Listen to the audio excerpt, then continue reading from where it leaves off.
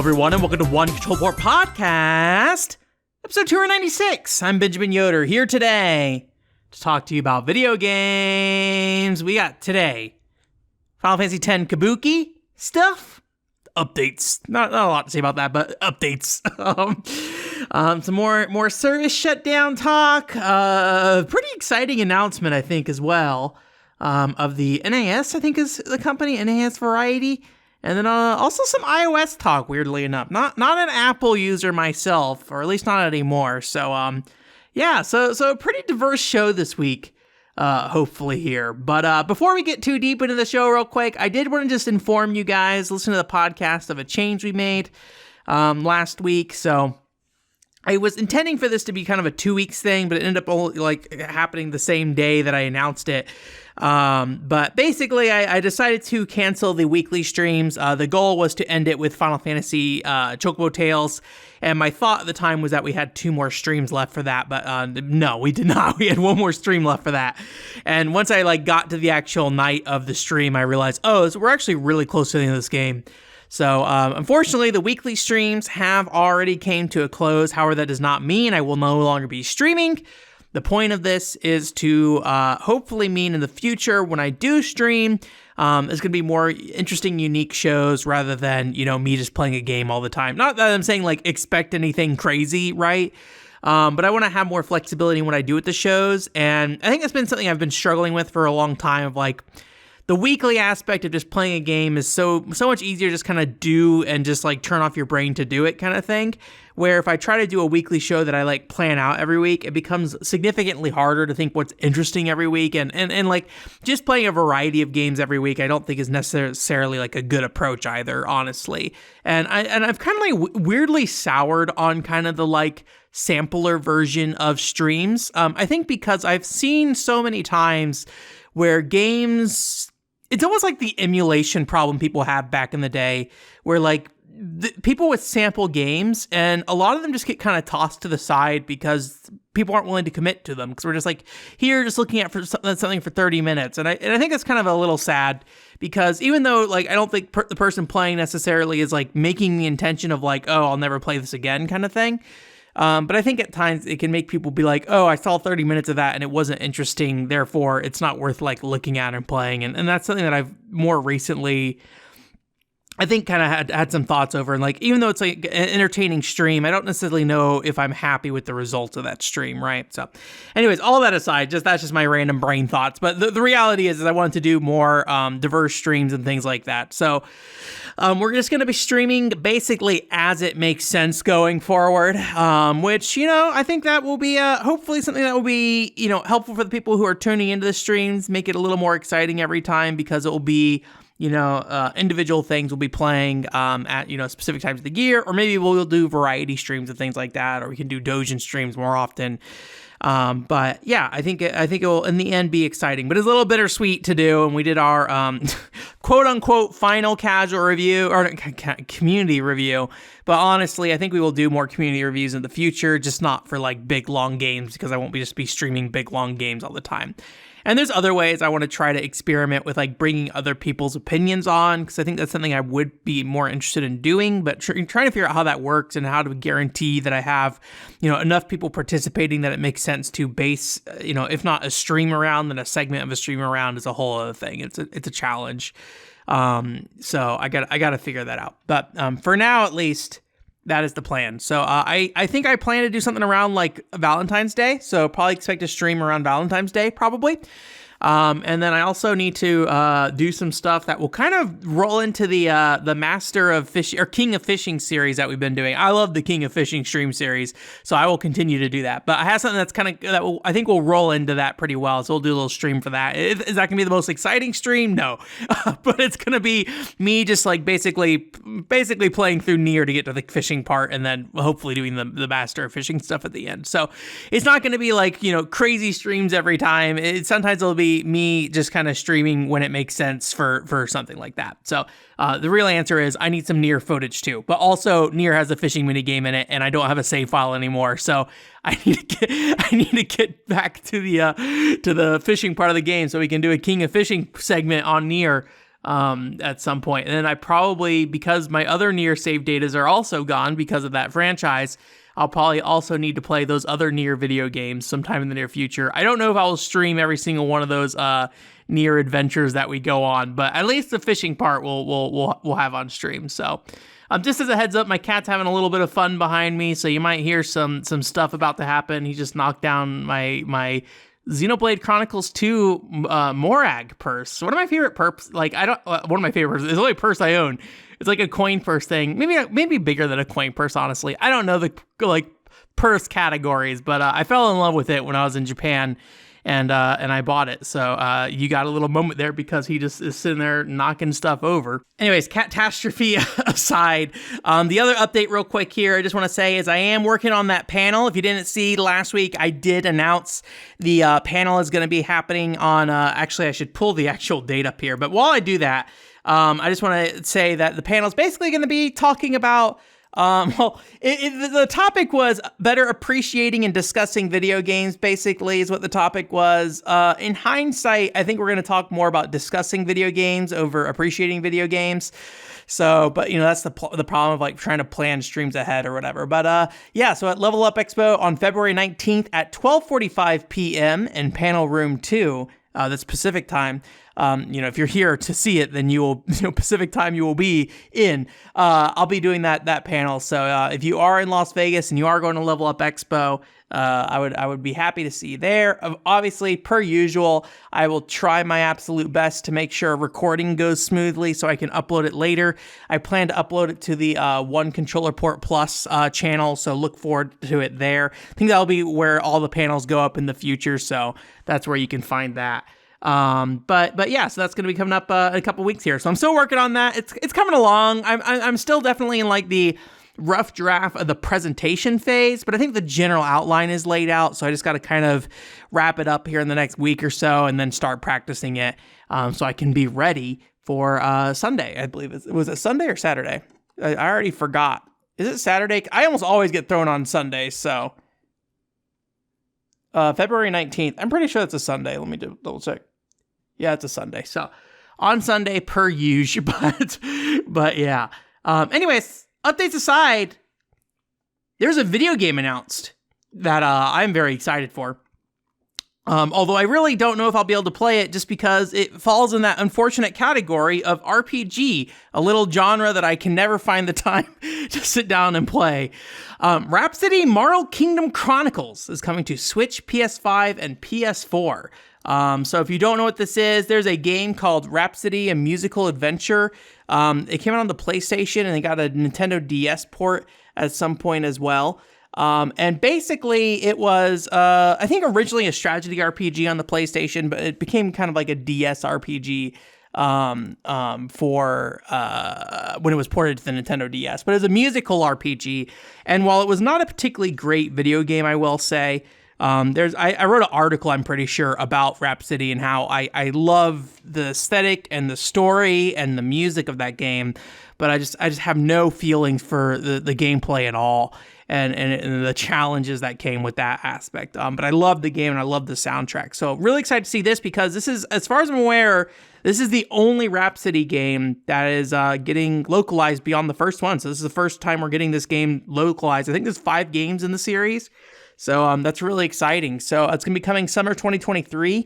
And, I don't know much about this game, but it seems like it is more of like a traditional RPG, closer to the DS port of Rhapsody as well. I don't know if that the second game got a DS port in Japan or something like that. But yeah, it's getting a full localization here in the West. I think it has voice acting as well. So that's pretty exciting. I would love to try it. I just, again, like I said, RPGs are just something I have a really hard time getting around to.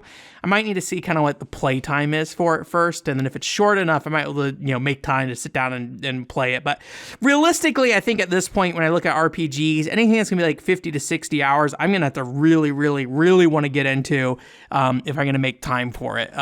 So not only because of I'm just really interested in this game, but things I feel committed to as well. The Final Fantasy games, the mainline Final Fantasy games, I should say, any Monolith Soft stuff coming out, right?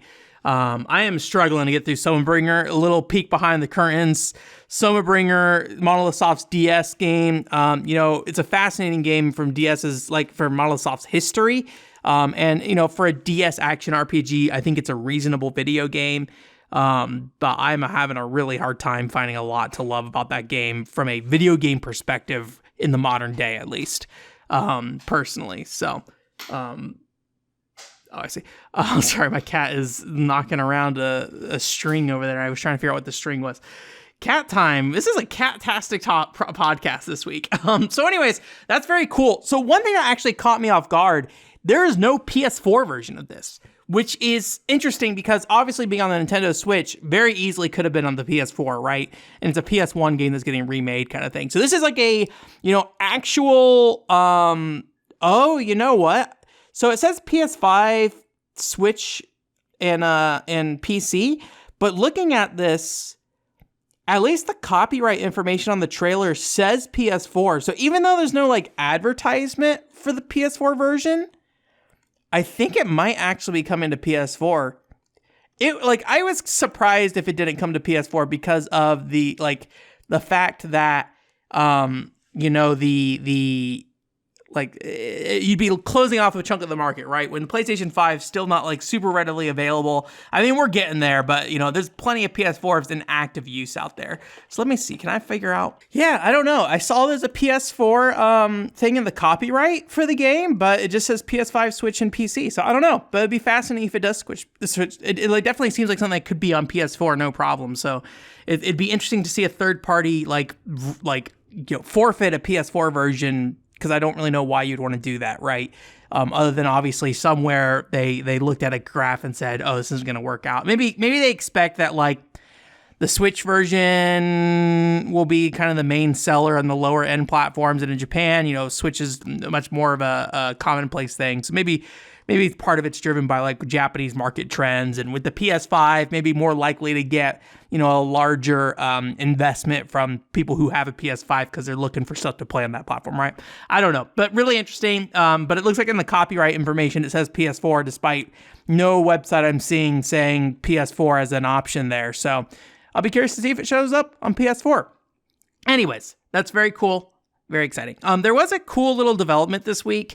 There's a Twitter user by the name Hikari no Yume. I don't know what that means. Hikari, I think, is just light no. I don't know what Yume is.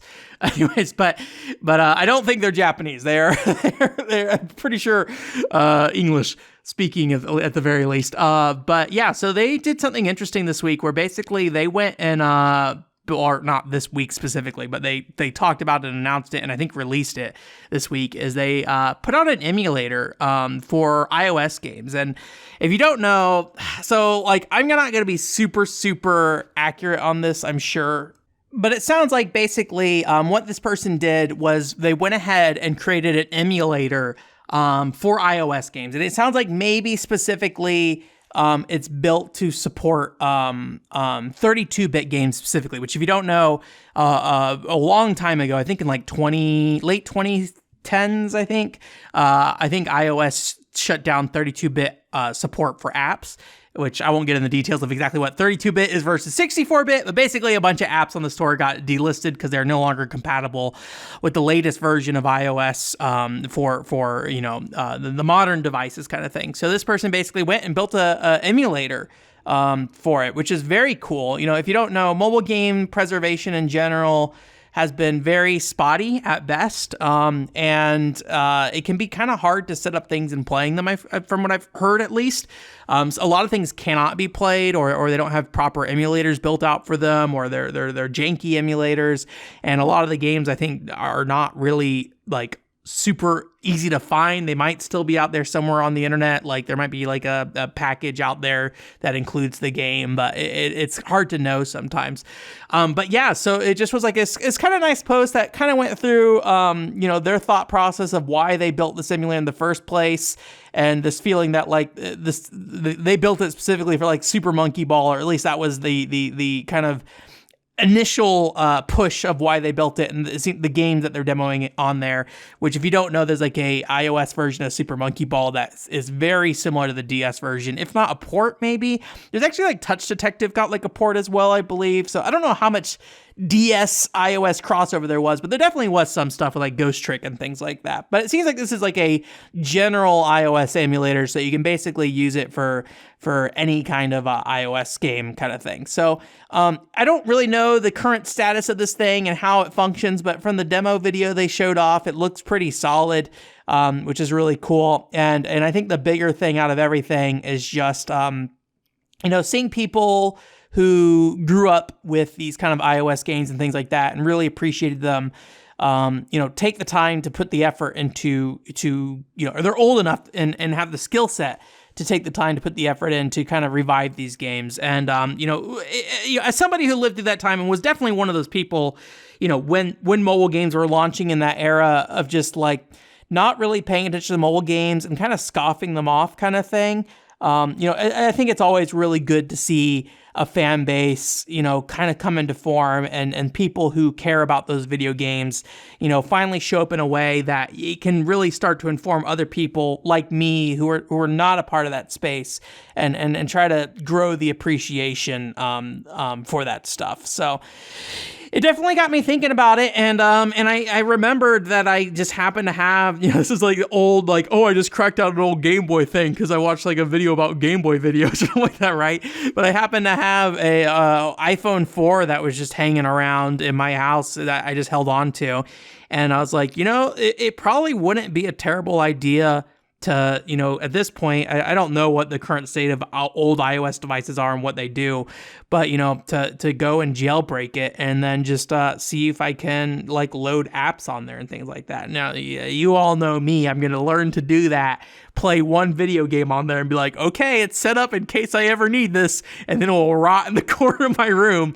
But I did get my iPhone out and just started kind of like doing some research on what that looks like. Can I get video out from iOS, which thankfully it looks like I can without too much trouble. It's basically just like a modern phone where there's like a little dongle you can buy and get video out on it. So the bigger problem I have is I don't really know. A lot of like the ROM resources and stuff out there really focus on game consoles and game portables. So having a mobile I don't really see these platforms I typically expect to have, ROMs and ISOs and things like that. I don't really expect or see them having like mobile versions of the games. And obviously some of them are like, server-based games, so they don't work anymore and things like that. But some of them do work, like that version of Monkey Ball without an internet connection, things like that. So it's not saying, I'm not saying it's not out there that you can't find that stuff. I just not familiar with it. And it doesn't seem like it kind of connects with, the more typical places I'd expect to find ROMs and ISOs and things like that. I could be wrong though. Don't get me wrong. Like, if you're like, Ben, there's a place I can easily find those things. Here you go. I did do a little archive.org digging. It seems like iOS ones are not called like APKs like on Android. They're called like IPAs or something like that. So it looks like there's some stuff on Android. That's where I found Touch Detective 1+2 on there. And I did see there's like some things that were like, cracked versions and not cracked versions. So I don't know how that works and what that looks like and why you need a cracked version over a non-cracked version, if it depends on if you've jailbroken your phone or not. A lot of research for me to do there still, and I don't have a lot of time to do that at the moment. So, but baby steps of just trying to figure out if this is something I'm going to even do in the first place. I basically literally tonight cracked out that old iPhone and just started getting it charging. I had a hot Aconcagua background hanging out on that phone. So, and then like in general, there's probably pictures and stuff on that phone that I just kind of left on there that I probably should pull off and then get onto my computer as well, just to make sure I have those saved. If you don't know, my last phone I spiked into into my desk, or no, my Kotatsu. I can't remember exactly where I spiked it, but I spiked it on accident and broke the screen. And then basically, because the screen's broken, nothing is accessible because I don't have developer mode turned on, so I can't access stuff via USB. So it was a whole thing. So it would be good for me to get stuff off that phone anyways, kind of thing. But it is very cool to see this stuff kind of crop up in a way that people are starting to appreciate it more directly. And I did look around a little bit, and I saw last year or two, it seems like people are kind of like, hey guys, I love these old iOS games and things like that. So, you know, and we're about at that time, if anything, maybe a little overdue for that kind of stuff, right? I feel like late 2008 was when this kind of stuff started to kind of take off. And more, you know, I feel like that's when smartphones really started to get out in main consumer hands. It was like 2008, 2010 kind of thing. I think I got my iPhone 4 pretty late. I believe it was like 2012. By the time I got an iPhone 4, it was like already pretty ancient. So, but yeah, I mean, obviously I don't think an iPhone 4 is gonna be the best device specifically, but you know, it's what I have on hand and what's pretty reasonable to use at the moment kind of thing. So hopefully if it won't be too much trouble, and if it's too much trouble, I'm sure I'll probably never set it up. But it's good to see the appreciation for that stuff, and it did definitely make me think of like, oh, I probably should go back and like, you know, try to find some things that I had some interest in looking at and never did. Like, you know, when we were playing Cheer We Go, I mentioned the fact that Cheer We Go on iOS, you know, looks like a different video game. Look, your rival is in the graveyard.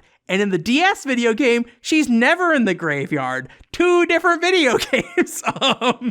Anyways, but I couldn't find the Cheer We Go IPA for it, if that's what it's called. I think it was IPA. But I couldn't find the Cheer We Go one from the brief searching I did. So if you got yourself a Cheer We Go, underground Cheer We Go for iOS, baby, I'm looking for it. So deliver it to me. But yeah, I need to just do some more research in general. But still very cool. I think it's always great to see, you know, people who really appreciated these games come up and start having a voice and start being able to say, hey guys, here's this stuff, especially like a market like mobile where people would laugh you out the door, right? If this were 10 years ago, right? Not that people didn't appreciate mobile games per se, but you know, a large segment of the market would just laugh and say mobile. I would laugh and say mobile. Many of my friends would laugh and say mobile. And I think today we don't really have that anymore with mobile specifically. I think with live service games, we do have that right now. And the unfortunate thing with live service games is that they die, you know, and then they're just gone, right? Which, I mean, true for a lot of video games now anyways. But yeah, I'm really happy to see this audience, you know, kind of come back and say, hey, I love Super Monkey Ball Touch or whatever it's called on iOS and really express themselves and do good work with that stuff. So, and spark people to look back at those systems.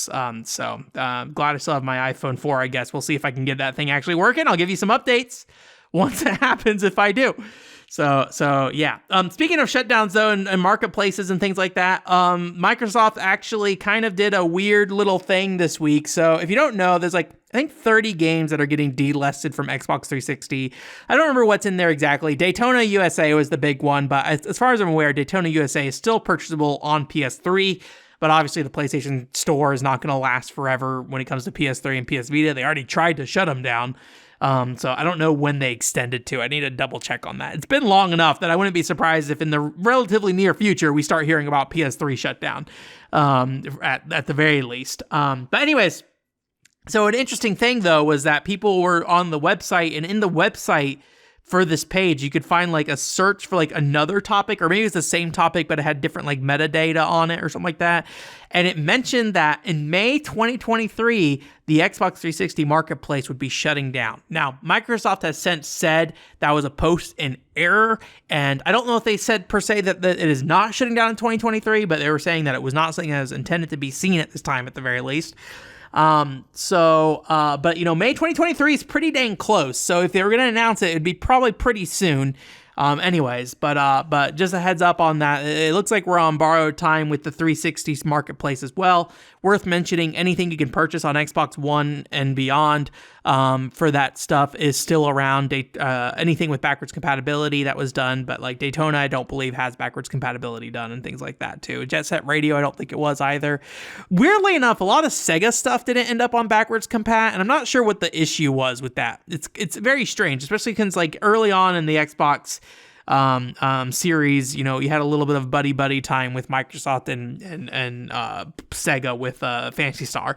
But yeah, I don't know. Anyways, that is something to keep in mind. I need to probably look into hacking my Xbox 360 sometime in the near future, because yeah, I mean, it's pretty rare I'm finding anybody to play Xbox 360 or PS3 games online with me at this point too. So you know? And I don't know what the ethics is behind, or like how Microsoft or Sony cares about hacking those systems at this point if they ban you, anything like that. So, but you know, PS3 and 360 are looking like systems that just need to be hacked at this point, or at least in the near future. It would be a good idea to do that, just to kind of prep for the end times when all that stuff shuts down. Because I think we're getting close.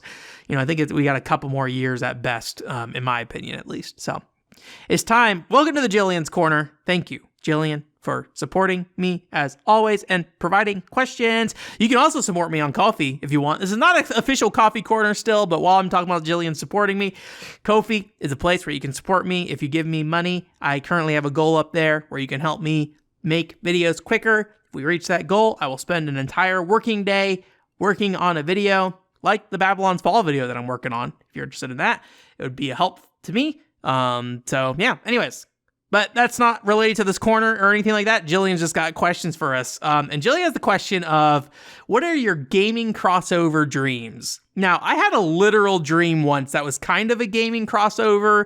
Depends on how you look at it. So I had a dream where I was at E3 and Any Creates, or specifically Matt Papa, was on stage from Any Creates, and he was announcing 2 video games. Neither of these are crossovers, don't get me wrong. But this is just, Any Creates did not make these video games, so in my mind, it's a company crossover, I guess. They announced Blueport J for the GameCube, which if you don't know, Blueport J is a Dojin game. So they announced Blueport J for the GameCube. You know, this is years after the GameCube was relevant, so I don't know why this was happening in my dream, but you know, dreams. And they also announced Blood Knights 2, which Blood Knights is a PlayStation 3 and I think maybe 360, like top-down, I guess, Diablo-like game that was not particularly good. But for some reason, I kind of fell in love with Blood Knights. Like, I don't know if fell in love with the right word. I appreciate that Blood Knights exists. Yeah, I had a dream that they announced Blood Knights 2, and there you go. That was official company crossover dream. Any Creates has nothing to do with either of those games. Any Creates, I don't believe, ever made anything for GameCube either, so I could be wrong about that one, actually. But yeah, so there's my actual dream. But actual crossovers, you know, I had a hard time thinking about this because I feel like kind of the crossover magic is somewhat like gone from games. Maybe it's just like the fact that, I think there's 2 things about this. One is obviously, you know, the more you see something, the less interesting it is, right? So like, I really was excited about Live 2D for a long time, you know, that whole thing where, you know, characters animate without having to draw new frames per se and things like that. But now that Live 2D is kind of everywhere in mobile games and VTubers, things like that, I kind of don't care. I don't really look at Live 2D anymore. So I feel like I at least have been desensitized to characters showing up in other games. Like, you know, Fortnite has like every property in it basically, right? Every major property in it. And like, at this point, who cares? Anyone can be in Fortnite, whatever. And I feel like that's true for a lot of things, right? You have like King of Fighter games with like John Cena in it and things like that, right? Which, you know, is stupid and great. I'm glad they did that. But I feel like there's not that many things at this point that you can tell me, here's a crossover, and I would be like ecstatic for, unfortunately. And but I think another part of this, beyond the overexposure, is I feel like the crossovers that we get a lot of times don't have any real impact on the video game most of the time. It usually is just kind of a aesthetic thing. And I feel like I would want something that has a little bit more depth to its crossover, mixing of ideas, mixing of concepts, mixing of game mechanics, things like that. Is part of the reason why I wanted to play Phoenix Wright v Ace Attorney at some point, but never actually did. Because, you know, as much as I like those games individually, I thought it'd be kind of fun to see what it would be like, you know, mixing those 2 games together, right?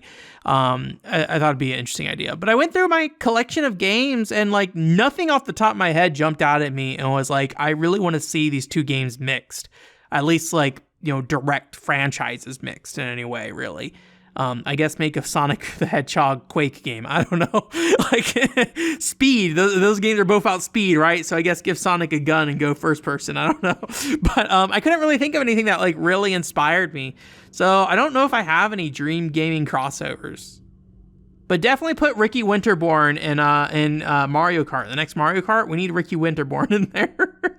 I want that. Give him to me. Put the 1080 Avalanche version of him in there. the bad boy skater boy, Ricky Winterborn. And still have Uncle Russ though. Uncle Russ, they're one. Ricky Winterborn, Uncle Russ, the deep lore, they're attached to each other. So if you bring Ricky Winterborn into anything, you better have Uncle Russ with them. So it's like a very specific, stupid joke for very specific people who have heard me talk about Uncle Russ before. Anyways, I won't explain that. Please enjoy that. Thank you again, Jillian, for the question. Hopefully, even though I didn't really have any dream ones, my discussion about the what I think is kind of the mechanics of the crossover games today makes up for that. I feel the same way about holiday events as well, where I feel like holiday events, we see so many of them, a lot of them have kind of lost their luster in a lot of ways, and I don't feel like they're often meaningfully implemented in ways that I appreciate as much as I used to. But there's tons more holiday stuff happening today. So, if you're dedicated to a live game, that's always exciting to see the world change, right? That is what live games are in some ways about, right? The ongoing changing of a game that you love, and you're constantly getting new content pumped into you and things like that, right? Pumped India. They pumped that Christmas India, buddy. So yeah. My news stories are completely out of order this week, but you're just gonna live with that. I think I had an idea and I moved some stuff around and I broke some of these orders. So I think this was supposed to be around the time we were talking about the Xbox 360 store shutting down, but another game is shutting down. More live service games are shutting down. Crime Site, Konami's, I don't know, I always call it Anime Clue. I don't know if that's actually accurate, but it's their kind of murder mystery game featuring a bunch of anime characters, anime Sherlock Holmes and anime, I forget the other guy, Dracula looking dude. They're shutting that game down. It launched a couple years ago, I think at this point, or maybe a year ago. I don't remember how long it's been, but they're shutting that game down in May. So you got a little bit longer left to play that. But it looked pretty neat. But it is a shame that it was, set up in a way that you can't really use it without online, but it was a multiplayer focused video game. So PvP focused video game. So that's shutting down May 1st. I think you can buy it until the end of February though. So if you do want to get in on it, I think you can still get in on it. It is getting review bombed right now. It has a severely negative review on Steam. But if you look at the overall reviews of that game, it has been, I think, set to mostly positive is what it was. So yeah. We'll see. I might give that game a look before it shuts down. I think it'd be good for me too at some point. But yeah, it's Kabuki time, buddy. I was thinking about Kengo recently. Talking about Genki, developers of Kabuki Warriors. I was looking at Kengo and I was like, oh man, Kengo as a series just seems cool. Samurai game on PS2, Bushido Blade developers. It looks super budget. And it probably is going to be a rocky experience. I think Bushido Blade 1's a rocky experience as is. But I really am excited to play Kengo. But Kengo is unrelated to what I'm about to talk about, other than the fact Genki made Kabuki Warriors. Final Fantasy X Kabuki. Talked about this a couple weeks ago. I think Tokyo Game Show was the last time we talked about this. And this is a Kabuki show adaptation of Final Fantasy X. And they put out a trailer this week. I was a little disappointed by the trailer because I saw it and I was just like, they just kind of showed Yuna doing her little spirit dance on the water. I don't know. I don't remember the Final Fantasy X story very well, to be honest with you. But they're showing that little dance on the water thing, and it was kind of from afar and dark, and it just kind of looked like Yuna just kind of looked like Yuna, and I was kind of hoping for more Kabuki style adaptations of Final Fantasy X characters. But they did actually put out a picture of the whole cast this week with their Kabuki attire on. And, it's an interesting kind of midpoint, I feel like. I have not watched Kabuki shows, really. I don't know what the standard are for Kabuki shows, but most Kabuki shows I've seen are very kind of flamboyant with the outfits and over the top and large and, a lot of face paint and things like that. And in the case of Final Fantasy X Kabuki, it feels like they kind of went halfway between Kabuki and Final Fantasy X designs. And so you don't get that kind of big bombastic feel from these character outfits. But it is very much like Final Fantasy X characters, the Kabuki elements applied to them, which I think is kind of interesting actually. So I don't know how that will read, because I feel like as somebody who has not watched Kabuki, really reiterate that I don't know what I'm talking about. But as somebody who has enjoyed play shows or stage plays before in the past, I feel like bombastic, movements and things like that are a big part of those to make sure everybody in the crowd can see, right? I don't know if that's actually why, but that was my interpretation. It's why you have really, over-the-top voice acting, and that's why I like Final Fantasy 14 1.0's voice acting and some Castlevania voice acting, because it replicates that style of like that type of voice acting, I feel like, or play show actor stuff. I don't know. Words coming out of my mouth right now. But like Kabuki, it's like a visually bombastic show as well. So seeing it a little more toned down is kind of interesting. And so I wonder if it'll be harder to kind of read, facial expressions and things like that. Like a typical Kabuki show, it might be easier to do when you're in the actual audience, right? But yeah, I'm still trying to see if maybe I can make it out to Japan for that. I was eyeing up April, maybe. That was my Japan time I was thinking about. So we'll see. We'll see if that happens. I wasn't really planning on April. I was kind of planning late March. I don't know. I guess I was planning around this time, but I didn't really think about what that meant about coming out to Japan at that time. But it seems like it's kind of like during the cherry blossom season and things like that too. So there's definitely, I'm sure, things to do in Japan around that time. But I might try to get in there at the last couple of weeks there, last week, and get in on that Kabuki show. But it is pretty pricey. It's like $140, I think, or $50 for the normal seats. I think it's like technically closer to like $200 if you had to use the old conversion rate. And it's like a 2-part show, and I think like part 1 starts at like 11, and then I think part 2 starts at like 5:30. So like it'll probably be like all half the day kind of thing. I don't really know where it's taking place either, so I have to figure out like what's going on around there. And I don't know how long I want to be in Tokyo for either if I go to Japan, and where else will I go? There's a lot of thoughts I have and planning I might do. But if I can make it out there for the Kabuki show, I will probably do that, and I will give you my thoughts and impressions. I don't know if I should like do like any kind of like audio like logs while I'm in Japan or something. I don't know how exciting that is, because I'm just going to be doing normal stuff, right? So I don't really have a lot of big goals in going to Japan again either, so it's not like I'm going to Comic-Con. So I don't know. We'll see. Maybe I'll have to think through that stuff. But if I'm going in April, I got to figure that stuff out pretty dang quick. So we'll see though. Anyways, Final Fantasy X Kabuki. We're transitioning over to Square Enix stuff. Some more Square Enix stuff. Well, I mean, Final Fantasy X is Square Enix stuff. So there we go. That's the connection there. No segues this week, apparently. So we haven't talked about video game financials in a long time, I feel like, or at least not in depth or anything like that.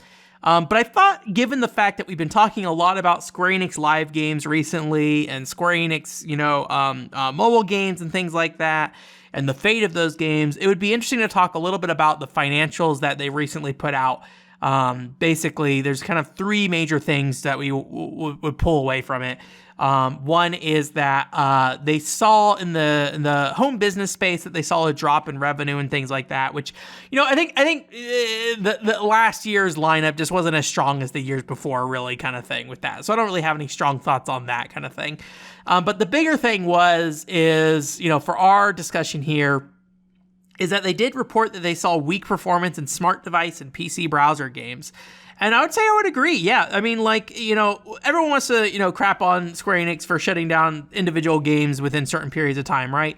But, one thing I can say that was different in last year that, it was not necessarily the case for previous years when Square Enix has done this shotgun blast approach to putting live games out, service-based games out, and things like that, is, I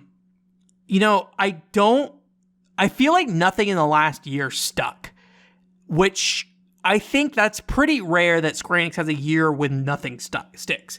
Now, I'm not saying for sure that I know of everything that launched and that nothing absolutely stuck, but, at the very least, they're reporting that they did not have as much success in that space as they were hoping for, and so their revenue's down. I think Final Fantasy XIV might also be included in that kind of space. I'm trying to remember.